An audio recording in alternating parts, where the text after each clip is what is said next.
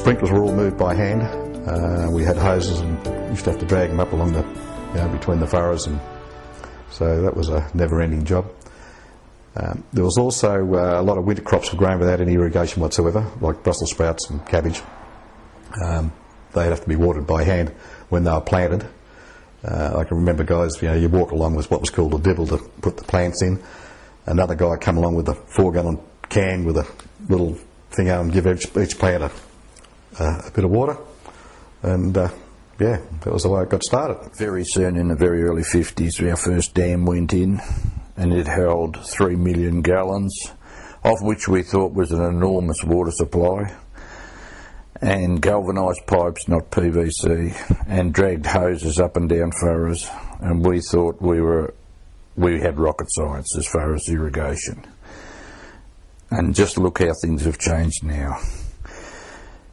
Today everything is computer operated, the irrigation's all done at night, the irrigation is staggered to save water in smaller watering times, and so on and so forth. But this has all evolved over a long time. And anyone that goes back a few years, it was no fixed irrigation as we know today. It was all just hoses and sprinklers, and most of us was on town water, right?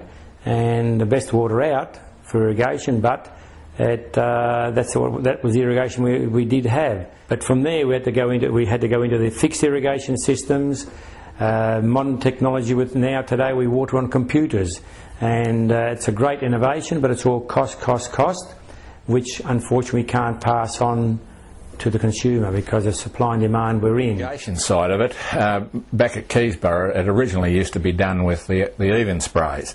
That was a large sprinklers with arms and jets on them, and heavy as hell, and they were hard to shift. But they'd water fairly heavily.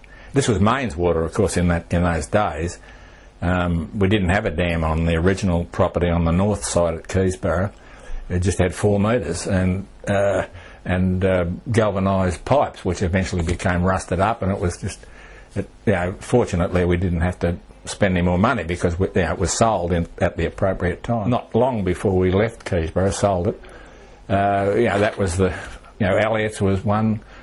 We started looking at permanent sprinklers. By that stage, Harry Goodrich, Les Allen, a few of those had already got their sprinklers in because they were developing new properties.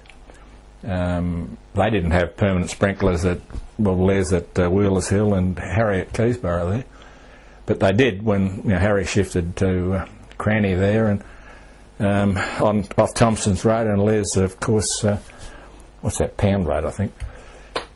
So that was the next. When we started here, we obviously put permanent sprinklers in. One year, when it was quite dry, we had no rain from Christmas till Easter. I remember having to get up every night because I was using bore water, which I wanted to use mostly at night if I could. I remember having to get up every night. I would have 3-hour shifts of water going, and I would take me 1 hour to shift the sprinklers. So I would sleep 2 hours, shift the sprinklers for 1 hour, go back to sleep again. And I had done that from Christmas to Easter. Not one full night's sleep did I get. But it so happened that many growers got kind of sick of that, and they finished up slacking off in the end.